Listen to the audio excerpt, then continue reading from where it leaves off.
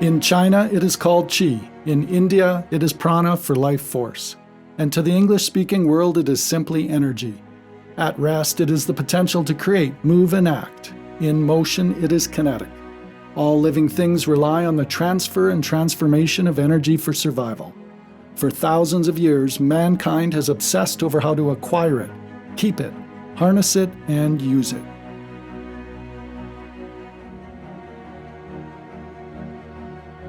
Ultimately, one source, the sun, over billions of years has delivered an almost unimaginable amount of energy. About as much energy as mankind uses today in a year reaches the Earth every hour. That tremendous energy resource has been stored under the Earth's surface in the form of carbon-based fossil fuels, and on its surface in the form of carbon-based plant and animal life. The carbon atom is the basic building block of all life.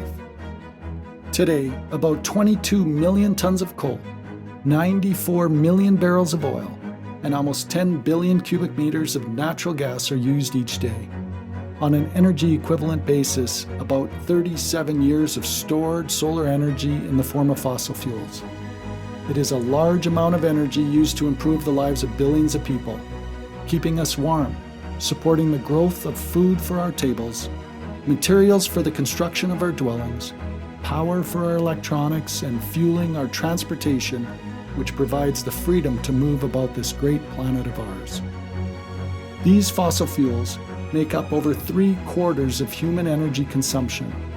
And as necessary as they are to modern life, we now believe that our almost inexhaustible thirst for more energy and an ever-increasing modernization and industrial development seems to be upsetting the delicate Earth balance of atmospheric carbon dioxide.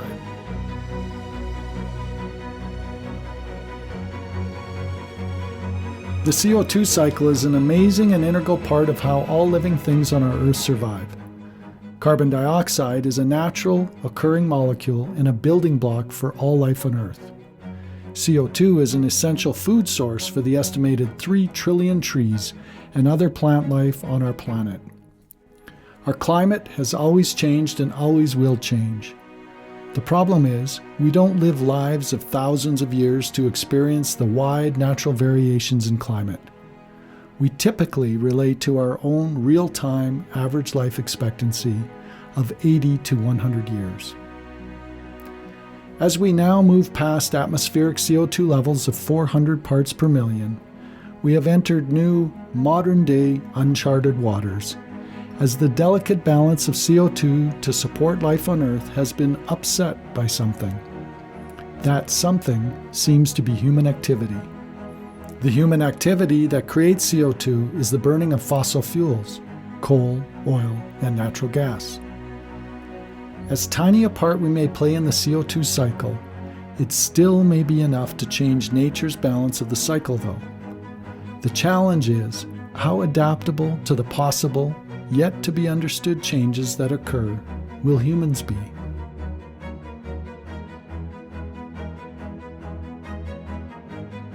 The changes that climate models predict are increased atmospheric CO2 levels that will trap more solar heat in the atmosphere, the greenhouse effect. The Earth will warm further and result in accelerated melting of polar and glacial ice, droughts, and increased localized severe weather events.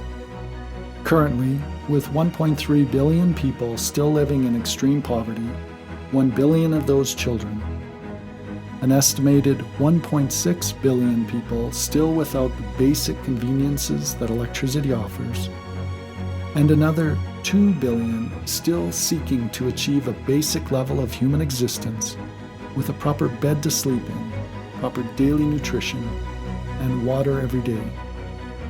Or the estimated 9.6 billion people that will likely be inhabiting our Earth by 2050, that will need to be fed, watered, housed, transported, and come with a desire for a better way of life than their parents had. The focus on eliminating our primary sources of energy that power our modern life seems contrary to what is needed: more energy.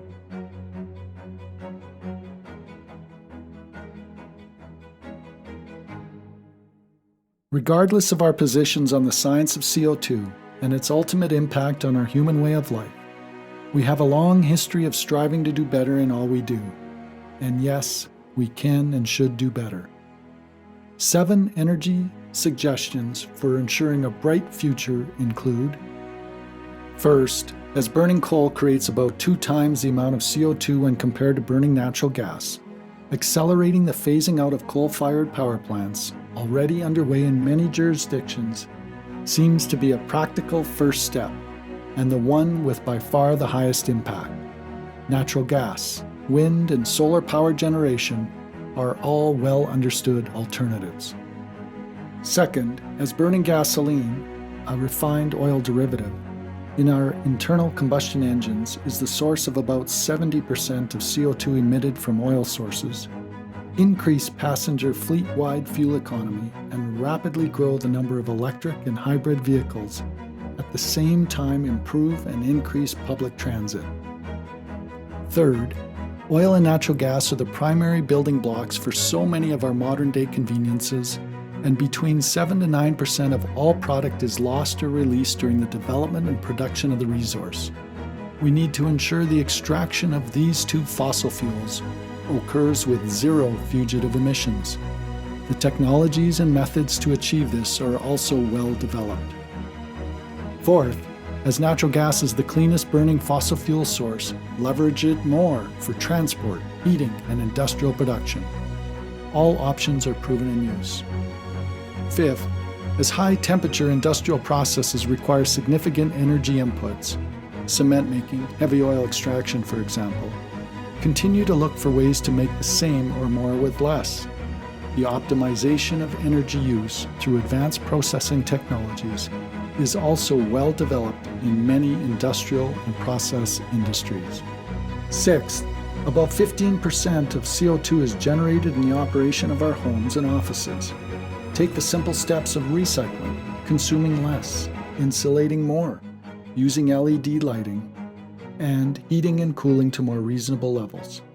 Make choices of quality over quantity, purchasing items that last and use less. And finally, the 7th suggestion is, as our forests are key to the CO2 cycle and CO2 absorption, continue to promote reforestation. No magic solutions, breakthrough technologies, or crisis-inducing changes are required. We have many of the solutions to effectively manage our CO2 impact at hand, reasonably and responsibly. Additionally, what may be required is an enhanced economic model that includes a carbon fee applied at the point of production, the fossil fuel industry, and consumption, the consumer. Then use that fee and invest in continuous improvements in production and consumption. This may even fund further innovation and make a sustainable economy more achievable. We have one Earth. Let's do our best to care for it.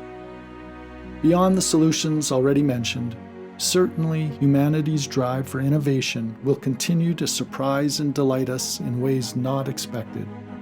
Science fiction and pop culture continues to tantalize us with breathtaking technological achievements in the area of energy generation. Just think of Iron Man's arc reactor or the Avengers' Tetranex, and imagine new and even cleaner sources of energy yet to come. Certainly, how the sun generates its life-giving energy provides us with an amazing example of what is possible in nature, with a fusion reaction and perhaps a clue to where invention is headed. And finally, regardless of the position we take on energy production and use, and its role in climate change in our lives, we should always be considering how our decisions and actions would impact the future. We need to make choices today that give our children and generations to come the best chance of success in their lives and the world we leave to them. So, imagine a world where we don't need a crisis to improve ourselves, but one in which the best choices arise through principles that we all agree on. After all, energy is life. I'd like to invite you to spend 30 minutes with me to more fully explore the very important issues of energy and climate change. Please see my extended video titled Energy is Life, also available on YouTube. Thanks for listening.